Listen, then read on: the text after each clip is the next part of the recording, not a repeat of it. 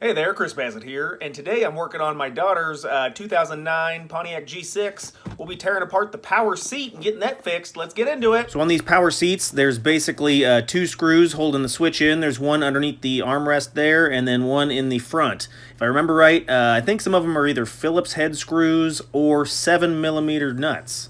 My issue was a bad switch, so I took that out, but let's go over all the possible reasons that your seat isn't working. There's three things you want to check. So you want to pop the hood here. You can look for your fuses. So if you notice that when you push on the switch and it's not moving at all, you're not hearing any clicking or any noise, you may have a blown fuse. So on this G6 there is 3 fuse locations. You have a fuse box underneath the hood. So you can pull off the panel, check the inside. It has a diagram with everything labeled. So just look through all the labels. It'll say something like PWR for power seat. It's not in the front on my model, so we'll check the other fuse box. There is one on the passenger side underneath the console. So this just pulls off. It's just a plastic cover, so you can just reach underneath it, pop it off. Some Velcro holds it in the back. And then you can look at those fuses there and flip the panel over. It'll give you a diagram, and it wasn't here as well, so the panel orientation will be on its side. That way, so you turn the panel sideways, and that'll match up to the fuse box.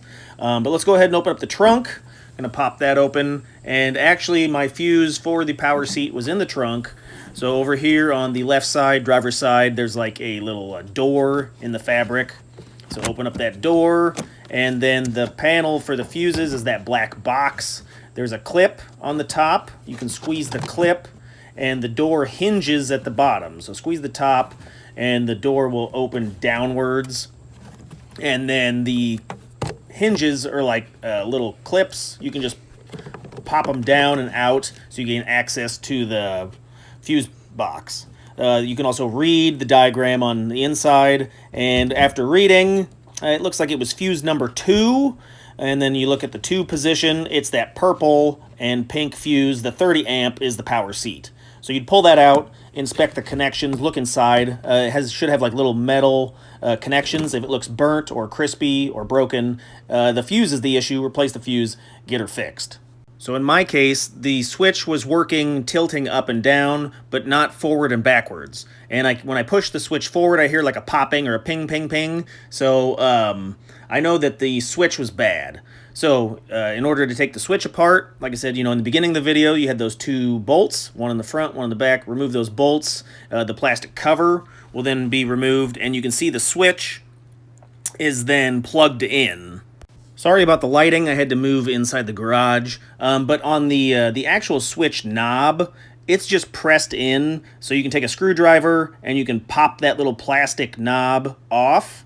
That's the knob that like tilts up, down, forward, backwards. It's just pressed into a couple of tabs, so use a screwdriver behind it, pop it out, and you can remove that. Remove the 2 bolts, and the panel that actually secures the switch should come loose. You can now look down in there, and it's just plugged in. And this is what the switch looks like when it's removed. It is clipped in to that plastic bracket, so you may need to wiggle it out with some pliers or maybe a flat edge screwdriver, kind of pry it down and pop it out. I will put a link in the description from the Amazon page where I got this from. Works pretty nice.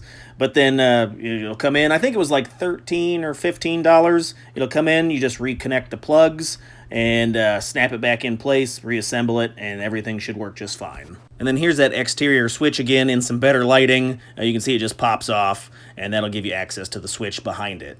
For the last step, if you replace the fuse, you replace the switch, it may be your motor. So I'm technically not going to show how to do that, but you got to remove the whole seat. There's 4 bolts, one in each corner holding the seat down, but there you can see the motor is underneath in about the middle, and it runs on a track, so you need to unbolt it by the motor and then swap that out. Hey, check out some other videos over here. I've got some Amazon links for the stuff I've used in the video. If you want to help support at no extra cost, use those links. I'd really appreciate it.